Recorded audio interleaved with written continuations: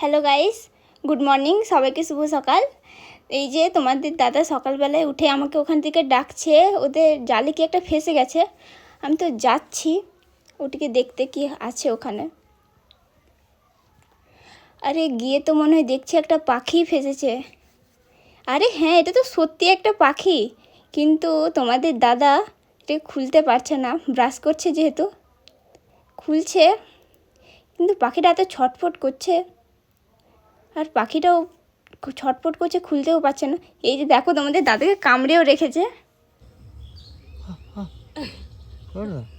পাখিটা কি তোমরা একটু কমেন্ট করে জানিও।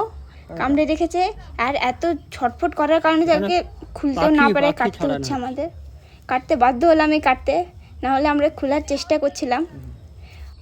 পাশের একজন কাকিমাও আমাদের জিজ্ঞেস করছিল যে এদিকে কী হচ্ছে। আমরা বললাম যে একটা পাখি ফেসে গেছে, ওটাকে খুলছি।